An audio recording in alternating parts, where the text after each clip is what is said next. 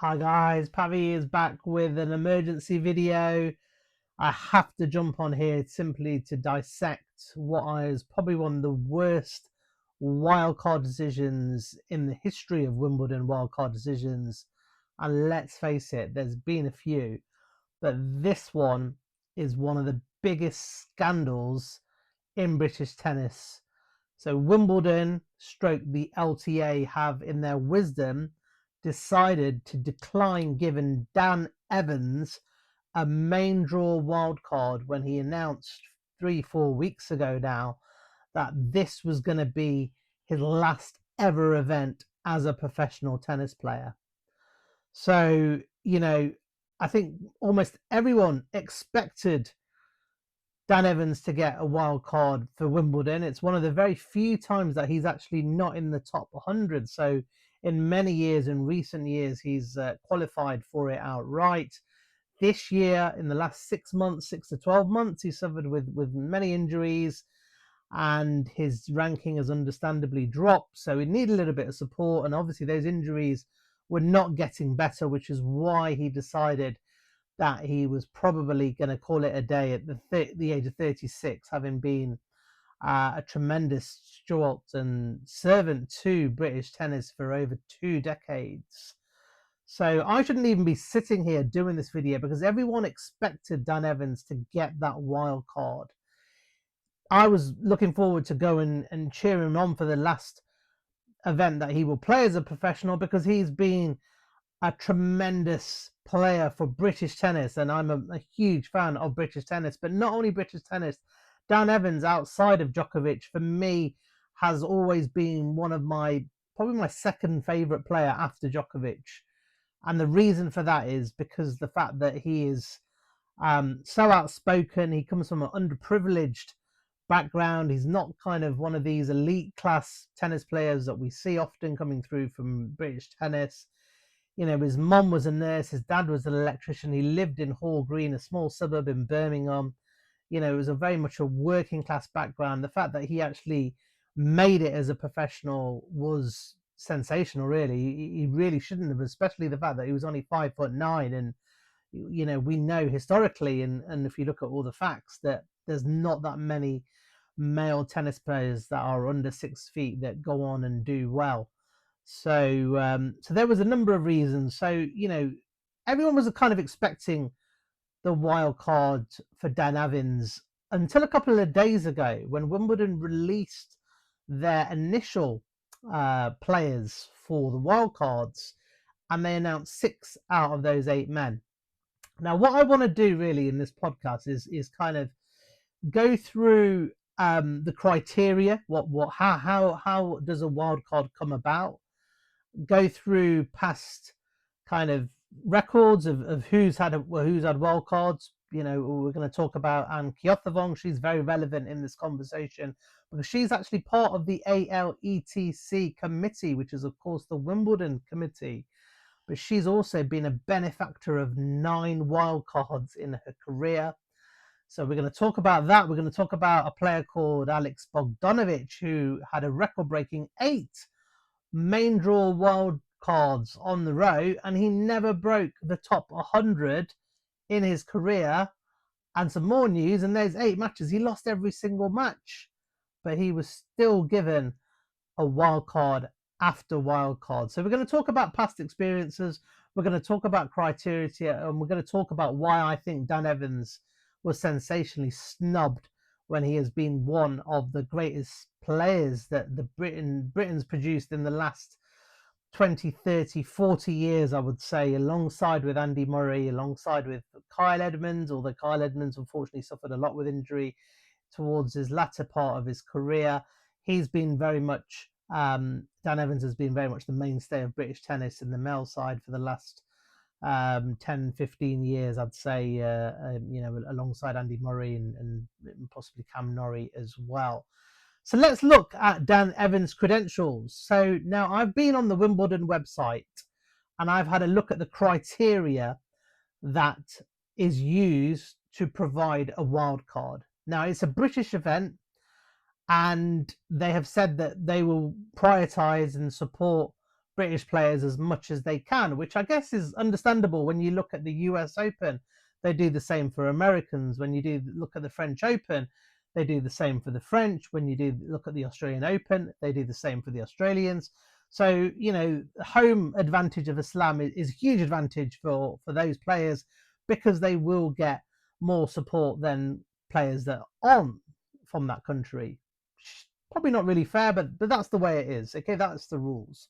So the criteria states that the wild cards are usually reserved for former champions that have fallen outside of the ranking, maybe due to illness or lack of activity or whatever. But they're kind of legends of the sport, so to speak. Players that will invoke a huge public interest. So someone that would really have a big fan base and people that know that name and want to come and support that. Services to Britain for tennis. So this is obviously there's many criteria that fit for Dan Evans, but this one fits him perfectly. We're going to talk about his CV. Dan Evans got to the world number 21 in the world. So he was a top 25 player. He won 2 ATP titles, one 500 title, one 250 title, and he was also a runner-up in the main draw of ATPs. He is a Davis Cup winner. So in 2015, he played a very, very important role in GB winning the Davis Cup, but he did so in the years before as well, because without his wins and performances, Britain wouldn't have even have qualified for the final, let alone win it. So he was a very, very integral part of that team. He has represented Britain at the Olympics, in the United Cup, in the ATP Cup. Now I'm going to go back to the Olympics in 2024, because in 2023, Dan Evans won the biggest title of his career when he won ATP 500 in Washington. Now, he had a dilemma in 2024 as the defending champion. He was also defending 500 points. That is a lot of points. That's a lot of points to defend. But it happened that the Olympics fell in the same week. So he had to make a decision. Do I come and defend my Washington points and prize money, bearing in mind this is a surface and conditions that he really, really liked, so he had a very, very good chance to go deep in that event and maybe even defend his title? Or does he go to the Olympics, which is not paid, but it was announced that Andy Murray was going to be playing his last ever event, and British tennis, and probably even Andy Murray, said to Dan Evans, would be great if we can pair up in doubles. And Dan Evans, like he always does, said, fine, Washington, I don't really want to not defend my title. There's not many players that will not defend their titles. It's a very, very big thing for players, but he did so because he's a patriot. He loves playing for his country. He played for the Davis Cup 28 times. And everyone will remember those emotional scenes in the Olympics against Japan, I believe it was, when him and Murray saved multiple match points, and both of them were just dancing and cheering on the ground, celebrating with the fans. And ultimately, Dan Evans was there, and he was there for Andy Murray's last match. Now that cost him a lot. It cost him ranking points. It cost him prize money. So all this is done for British tennis. So this is what you talk about being a great servant to the sport. He was in the top 100 for many, many years. He'd kind of come from a working class background, which in itself is very, very inspiring.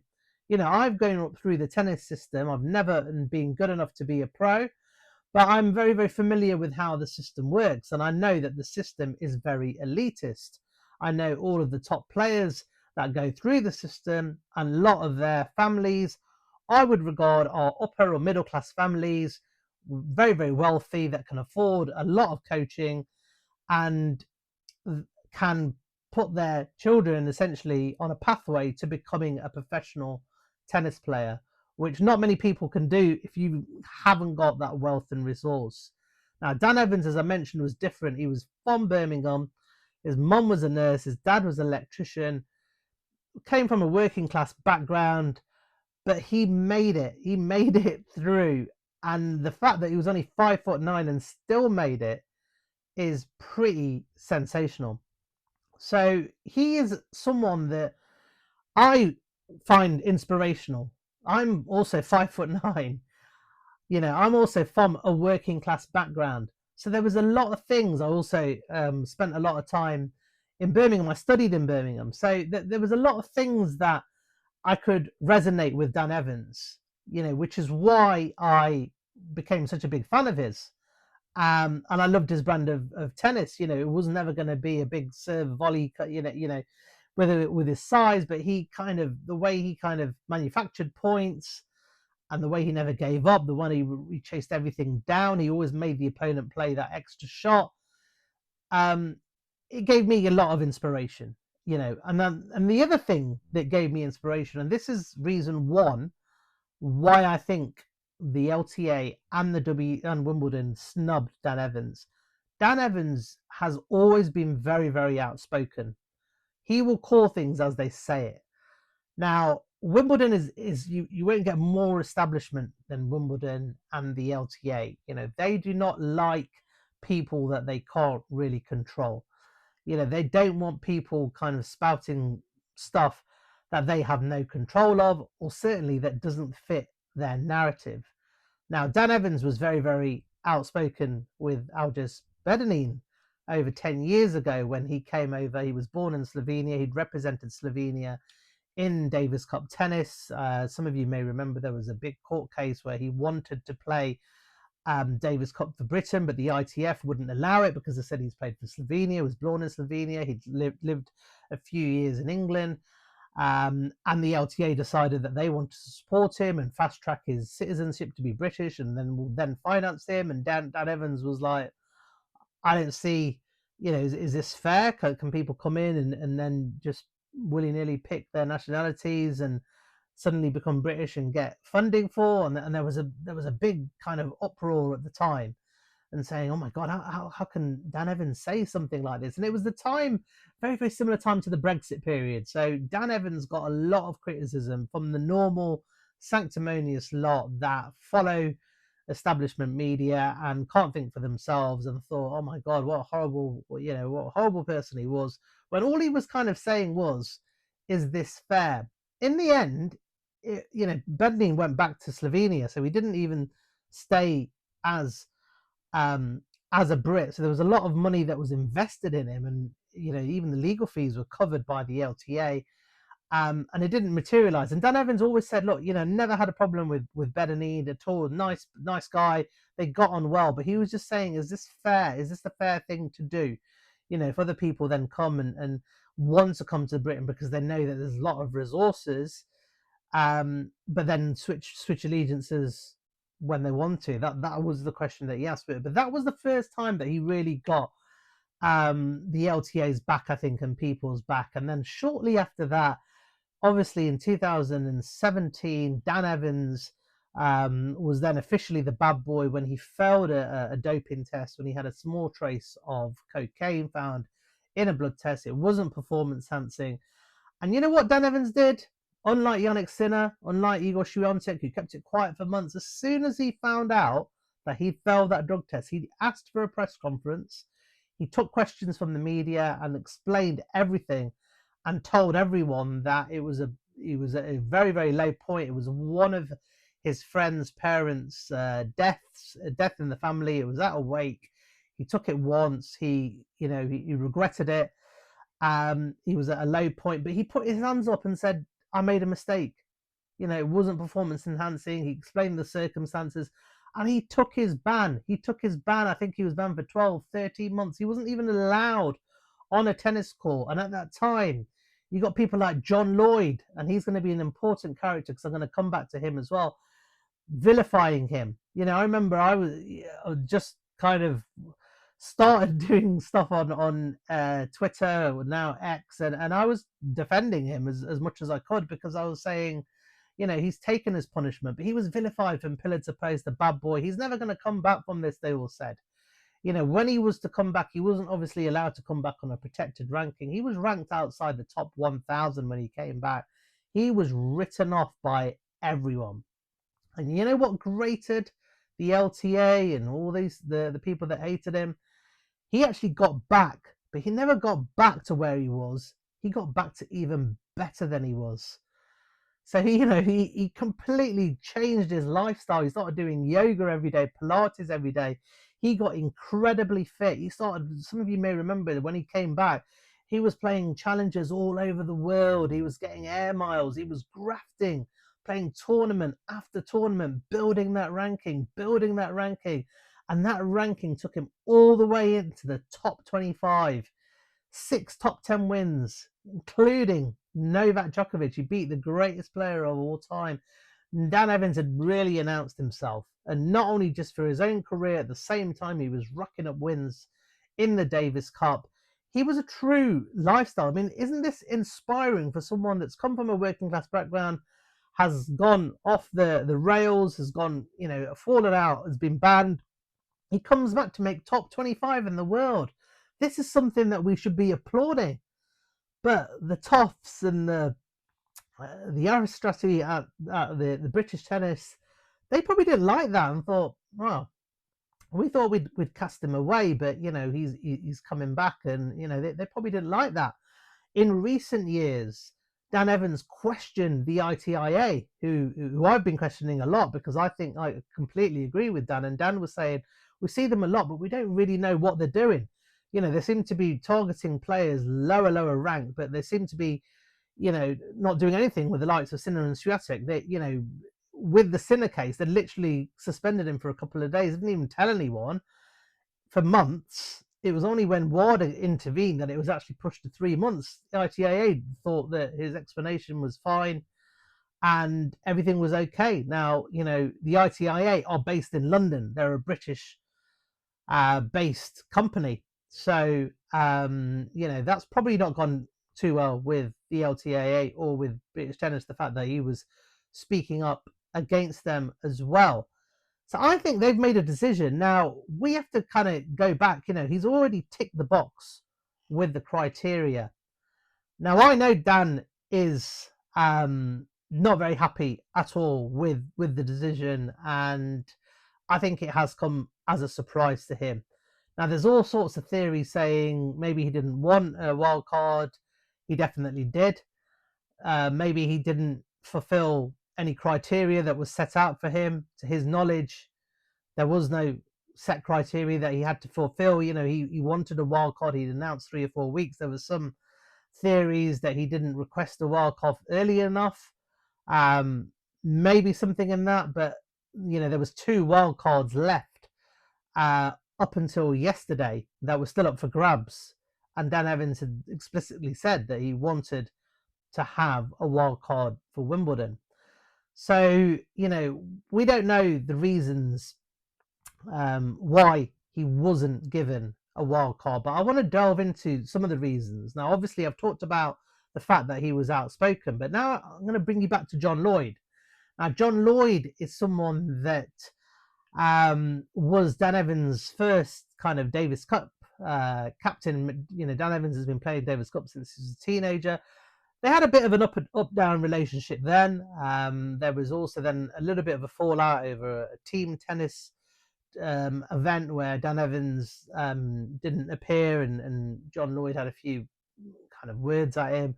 And then John Lloyd, when Dan Evans was found to have failed that drug test for a little bit of cocaine, was one of the kind of main characters to vilify him. Now, in the last couple of days, you've seen Andrew Castle, Annabel Croft, Marcus Butler, and a lot of British commentators have come out and said, well, we probably think that Dan Evans merits a wild card because of what he's done for British tennis. But who was the media that spoke up against him? John Lloyd. Yes, of course, John Lloyd. So, is he holding a grudge from all those years ago? Said that he thought that the wild cards were perfectly fair. He thought, yeah, Grigor Dimitrov was fair, and we're going to go into all of the 8 players as well and see whether they deserve to be in there on merit or ahead of Dan Evans. But he was like, yeah, I don't see a problem in that. Now, when you delve into stuff, if John Lloyd has got a grudge against Dan Evans, John Lloyd's nephew is the head of the LTA. Can't make this up, really, can you? Scott Lloyd took over almost 10 years ago, has done a pretty disastrous job, really, when you look at the amount of income that the LTA generate. They generate from Wimbledon alone around £60 million a year. And if you don't believe it, it's public information. You can check the trading accounts and see the money go in for the All England Lawn Tennis Club and into the LTA accounts. They get around about £60 million every single year. Some federations in the world don't get £60 million since they've been set up, ever. But we, the LTA, get £60 million a year. Now, Scott Lloyd, since he's taken over, if we look at the record today, top 100 players, how many are British? One UK player is in the top 100 on the ATP.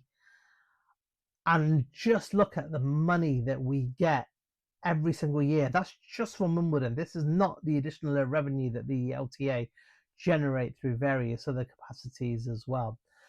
Now, going back to John Lloyd, his nephew is Scott Lloyd. So the process of getting a wild card is done in unison with the LTA and the All England Lawn Tennis Club. So what normally happens is the LTA, and Scott Lloyd being the head of the LTA, the CEO of the LTA, would normally have a list of players to say, these are the players that we want to support, or these are the players that we feel need to have some sort of recognition. And they will present that to the Wimbledon committee, and the committee will then have a look at it and say, yeah, most often than not, they'll say, yeah, fine, we'll go with that. We'll go with what you did. So did Scott Lloyd omit Dan Evans because of this grudge that John Lloyd seems to be harboring with Dan Evans? If that's the case, that's scandalous and it's unacceptable. So that, could be another one of the reasons why he wasn't. But why are the LTA not putting his name forward?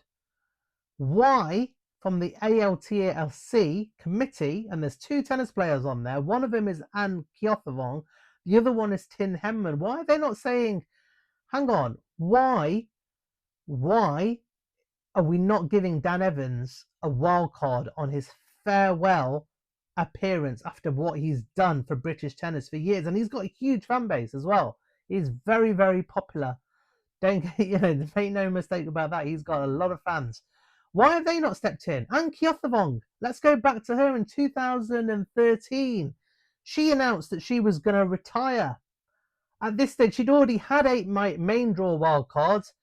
And guess what? She got another one. She played Garbine Muguruza in round 1, lost 6-4, 6-love. She was ranked 228 in the world at the time, which is lower than where Dan Evans is currently ranked. So she, part of the committee, actually got a wild card in her farewell, but she hasn't stepped in and intervened and thought, no, Dan Evans needs one. This is the right thing to do.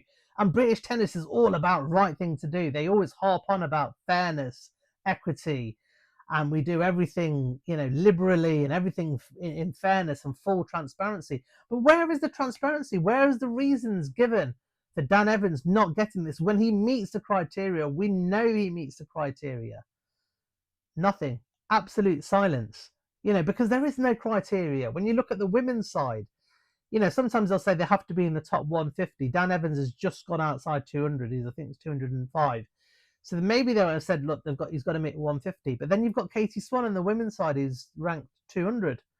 So she's been given a main draw wild card. So that doesn't wash.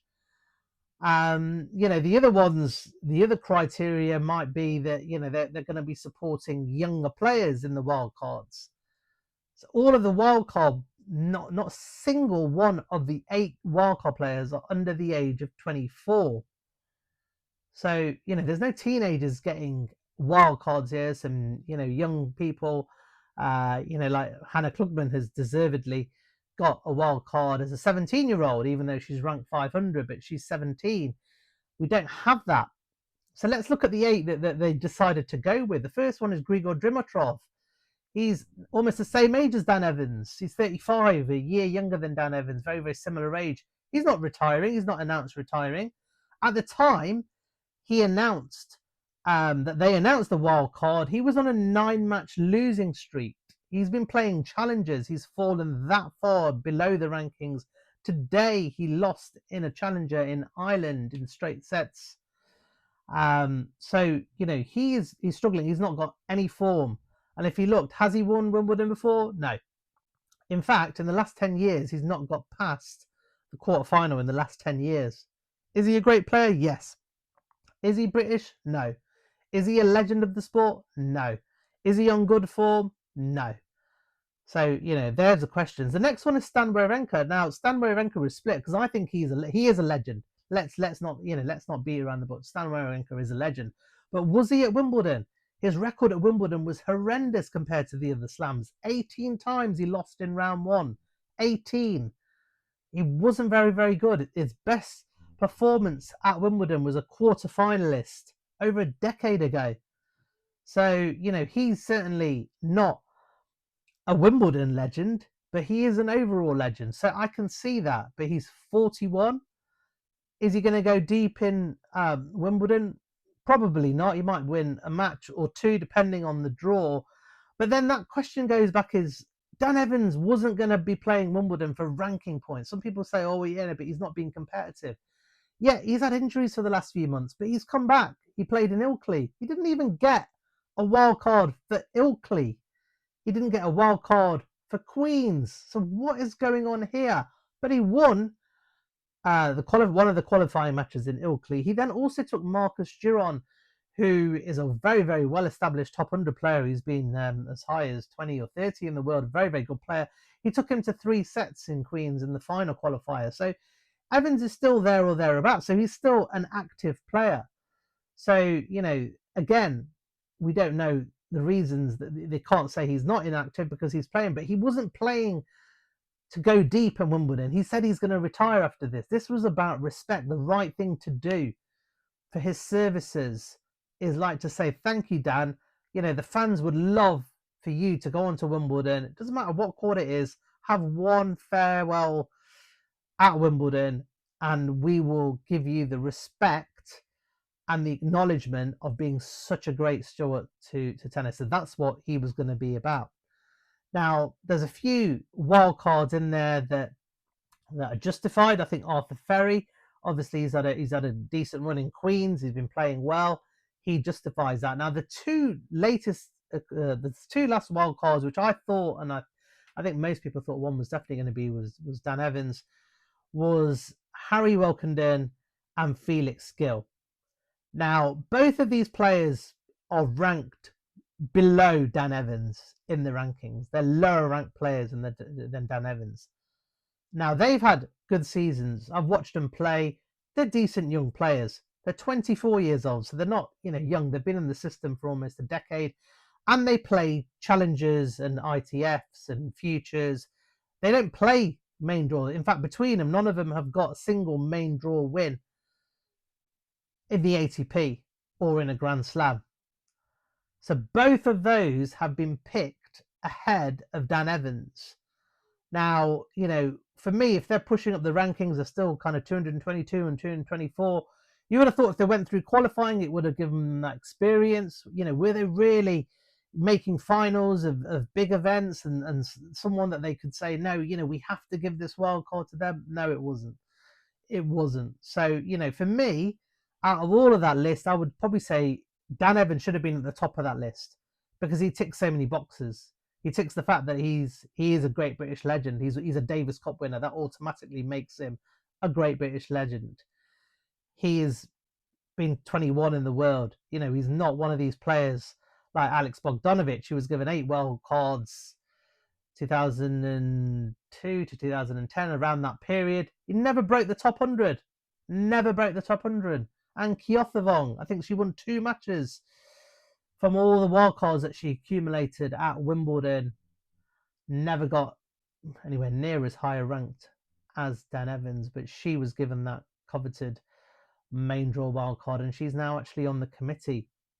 So, there's a lot of things to dissect here, but the main thing for me is that I feel that there's nepotism and cronyism within British tennis, and that essentially, to break that down, is when they support people that are either their friends, or that they either conform with, or they either, they get along with, and that shouldn't be happening. There should be clear transparency on every single wildcard they make. They should be accountable. How often have you heard British media have a go at the LTA? Hardly ever. The only media that did was the late Mike Dixon, bless his souls. He was the only one who really used to push the LTA. They're one of the highest funded sports organisations in the UK. If you look at all the hammerings that football, the FA get, cricket get, the ECB, all these other sports, if they're not performing, if England are not performing in cricket or football, the media are on them. But where's that in tennis? We don't see any of it. We don't see any of it. Which media is actually going, where, we need to sit you down, Scott Lloyd, and you explain to us why British players are failing to come through in elite places. It's been happening for years, and without Andy Murray on the male side, we wouldn't have had pretty much everyone. And Andy Murray was he didn't even get that much support from the LTA. So, where's the scrutiny? Where's all the stats saying there's one person in the top 100? There's none of it. And for me, that falls part of the nepotism and cronyism. A lot of the media now in sports tennis, they're more bothered about their careers than finding out facts and the truth. And that's why they hate me. I'm hated by a lot of people saying, oh, he's toxic and he's this, because I will tell the truth.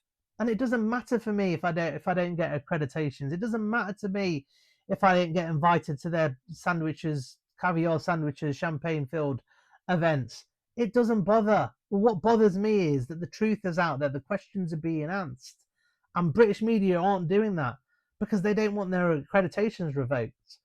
They don't want to fall out of favour for job opportunities because they'll know they'll get another puppet that will replace them. That's how it works. So in one aspect, I don't blame them because they've got bills to pay, families to feed, themselves to feed. So, where do we go? Who do we turn to? It's a very, very difficult situation. How do we get the LTA and Wimbledon and British tennis on an even keel where everyone is treated fairly? It doesn't matter what your political views are. It doesn't matter what you say. It should be based on your talent alone. Tennis is a talent-based sport. Anything else doesn't matter. Dan Evans was deemed to be the top 25 talented player in the world in 2023, just 3 years ago, in the entire world, and he can't even get a main draw wild card. So, I'm not going to let up on this. People who know me won't let up on this. As I said, I'm in touch with Dan as well. I'm going to try and find out more information, but in the short term, all we can do is really get behind Dan at Wimbledon. He's going to be there in the doubles. He's playing with Henry Sill, who's been coaching. I think Dan's going to be a fantastic coach. He's also with his qualification, he's able to go into the qualifiers, so he doesn't need a wild card for Wimbledon qualifying. So I think he's going to play that. I hope he does, and I hope he gets through. I hope he gets through and just sends a message. And I hope everyone at Wimbledon who's there just gets behind Dan. Yes, he's been outspoken. Yes, he might not always agree with everything that you think politically or kind of whatever way, but that's okay. Just think of everything that he's done for British tennis. He practically took him to the final on his own in 2023. He's a very, very important figure in 2015. He's always been there for British tennis. He's been an inspiration before, and he does work for the charity as well. He tries to make tennis more inclusive for working class backgrounds, for people of deprived backgrounds. He's not a bad guy. He's a good guy. And if he's said a few things out of turn, haven't we all? Haven't we all had said things that we later regret? Does that mean we should be punished for the rest of our careers and lives? No. And I don't think he's done anything that bad anyway. Yes, it's probably the worst thing that he's done was to fail his drugs test. But he explained that. There was mitigating reasons behind that. So all I can say is, if you're a great British supporter, get behind Dan Evans at Wimbledon and start speaking up. If you love the sport, and you may have family in the sport, or you may just be a fan, or you may be watching it, speak up and start asking questions about the LTA, about Wimbledon, about the ITIA, about the ATP, about the WTA, because there's a lot of things going on here that just aren't right and they don't sit well with me. And I can't be the only one with a profile or platform to keep speaking up about this. There's got to be others. The more that people speak together collectively, the more pressure that we put on. And hey ho, maybe the media may actually decide to do their jobs for a change as well. So use your voices. The beauty of social media is that we actually now have a voice. And this is why the authorities hate that. They absolutely hate that. This is why I'm blocked by so many prominent people in tennis, because they don't like the fact that I am going against a lot of the time the narrative that they're trying to push, and they don't want anything muddied. They want to get their message across. They want to get their propaganda across. And when someone like me, who has 35,000 followers and gets 300,000 to 500,000 views every single day on my X account, they do not like that because it distorts their propaganda. So go on, speak up, support Dan Evans. Let's start asking the questions and demand answers. Biggest scandal of wildcard history, Dan Evans not getting a main draw for Wimbledon. I'm going to check out on that point. Take care. Look after yourselves. It's a grass court season. Let's not let it ruin our season. But let's get behind Dan and let's try and answer get some questions answered from the powers to be. Peace out. Take care wherever you are, and no doubt I'll be back very soon. Take care. Bye.